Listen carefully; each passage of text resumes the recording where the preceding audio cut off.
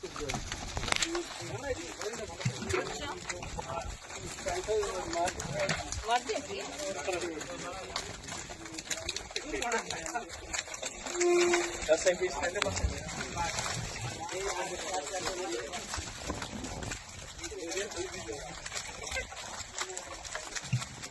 रानी का ये झींगा मछली का 3 पौंड है और हमारे किसान भाई, हमारे फिशरी डीएफओ माननीय जगजीत चंद्र जी और मेरे भाई और मेरे अंकल जी यहाँ खड़े हैं। तो हम आपको बताना चाह रहे हैं कि हमारे अभी प्रोडक्शन 3 पौंड में से इस पौंड की हमारी जो लेबर है वो निकाल रही है मछली का, क्योंकि आज हम इनको एक बहुत बड़ी खुशखबरी देने के लिए आए हैं। सबसे बड़ी तो 18% हमारी झींगा मछली पे जो जीएसटी लगती थी वो अब सिर्फ 5% कर दी है, क्योंकि 5% में हमें बिजली का बिल भी है, इंश्योरेंस तो हमारी जो लेबर है, जो हमारी पौंड का इंश्योरेंस है, हमारी बहनों का इंश्योरेंस है, वो बिल्कुल फ्री कर दिया, उस पर कोई जीएसटी नहीं लगेगी। तो आज बड़ी खुशी की बात है कि इन सारी लेबर को हम ये सुझाव देने आए हैं कि आप सभी जो मछली पालन का उत्पादन कर रहे हैं, जो लेबर है, वो सब अपना इंश्योरेंस कराएं। इंश्योरेंस के ऊपर जीएसटी बिल्कुल भी नहीं है।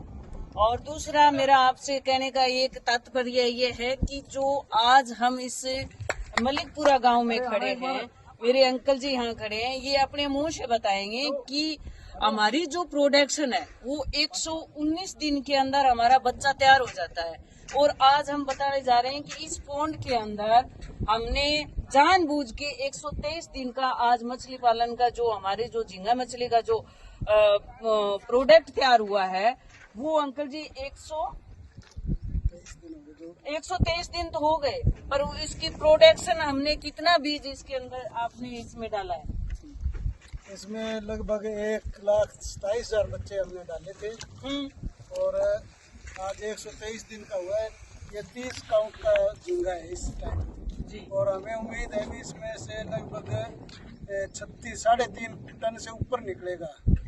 और इसका जो रेट है फिलहाल ये 300 टैरिफ की वजह से कुछ कम हो गया, बाकी 365 रुपये अब मिल रहा है। फिर भी हम आपको बताना चाहते हैं अंकल जी, आप अभी भी चलो टैरिफ के माननीय प्रधानमंत्री जी ने हमें ये जीएसटी कम करके बड़ी राहत दी है, फिर भी हमारी कॉस्ट में आपसे पूछना चाहती हूँ कि 270-80 रुपए पर केजी पड़ती है ना? अगर हमारा खर्चा 280 रुपए पर केजी का पड़ता है और आज की डेट में वहाँ देख लो हमारा जो मछली पालन मछुआरे जो खड़े हैं, आज की रेट में हमारा 370 रुपए पर केजी बिक रहा है। तो हम ज्यादातर लॉस में भी नहीं है और इतना प्रॉफिट में आपकी जो मेहनत है वो आपको बचत में हो रही है। तो इसलिए मैं आपको कहना चाहती हूँ कि इस एरिया के अंदर जितनी हमारी माताएं बहनें हैं वो सब अपना इंश्योरेंस भी करवाएं।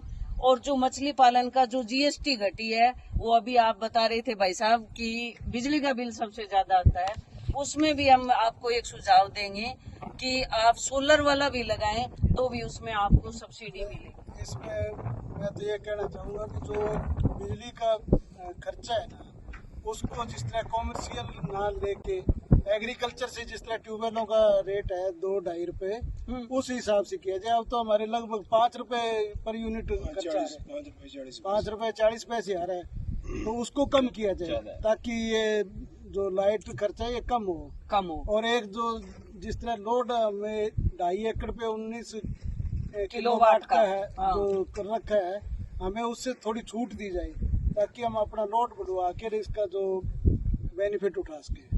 ये आपकी बात बिल्कुल सही है, ये भी मैं हमारे डीएफओ साहब से भी बात करते हैं, हम भी आपकी बात आगे रखेंगे। माननीय मुख्यमंत्री हमारे नायब सैनी जी किसानों के साथ लगातार जुड़े हुए हैं, ये बात भी हम आपकी रखेंगे और मेरे को उम्मीद है कि भी आपकी बात सुनी जाएगी।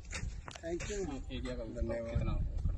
ये हमारे पास 3 एकड़ रकबा है जिसमें हमने 3 पौंड बना रखे हैं और 2 पौंड की हमने हार्वेस्टिंग करवा दी पहले, और ये आज तीसरे पौंड की हो रही है। तो लगभग 110 से लेके 120 दिन में इसकी हार्वेस्टिंग हो जाती है।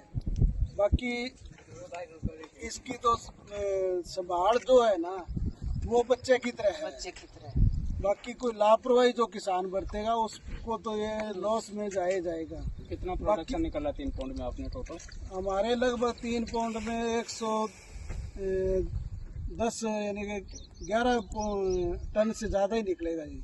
11.5 टन? 11.5 टन के लगभग 3 पौंड में। 3 पौंड में। और कितने टाइम के हो गया, लगभग कितने साल से कंटिन्यू? हम लगभग चौथा साल हो गया। 4था साल है इस साल। तो एक साल बीच में थोड़ा जो रेट डाउन हुआ था उसकी वजह से लोग काफ़ी छोड़ गए इस झींगा को। आपने छोड़ा नहीं है? हाँ, तो मैं तो यही कहता हूँ भी हमारे एक कहावत है बागड़ी में भी पानी का मारा पानी में हरा होता है। तो इसलिए जो भी किसान भाई इसको कर रहे हैं वो लगातार सब्जी की खेती जिस तरह है ना उसी तरह हिसाब से इसको करें। एक साल घाटा हो जाएगा तो क्या अगले साल फिर प्रॉफिट में आ जाएगा। आपने काफ़ी अच्छे लंबे टाइम कृषि विभाग में काम किया है और एग्रीकल्चर तो आप अपने कृषक भी हो। कृषि विभाग में बहुत लंबे टाइम काम करने के साथ साथ जो परंपरागत कृषि की खेतियाँ थी उस खेती से हटके एक नया डिपार्टमेंट की स्कीम हिसाब से आपने काम किया। आप इसमें देखिए क्या तो आपको लगता है ज़्यादा जो किसान है उसको अपनाए तो उनके लिए क्या प्रेरणा रहेगी? मेरा तो यही है जो पानी खारा है वहाँ हम ग्वार और नरमे की सोया और कोई खेती नहीं कर सकते। और आजकल ग्वार में तो फंगस वगैरह इतनी हो गई है कि वो तो नाम मात्री पैदावार देता है। नरमा भी पिछले साल कुछ ठीक हुआ था, उससे पिछले साल फिर पिट गया। तो इसलिए मेरी किसानों से ये राय है भी ज़्यादा ना तो जिसके पास 10 एकड़ है वो अपना बिजनेस पहले 1 एकड़ से शुरू करे। 1 एकड़ से करके और फिर जो पहले से करते आ रहे हैं या हमारे DFO साहब जगदीश जी इनसे प्रशिक्षण लेके इनकी गाइडलाइन में चल के तो हाँ शिक्षण फॉलो करके करेंगे तो इसमें कोई घाटे वाली बात नहीं है। मेरा तो यही सुझाव है कि आप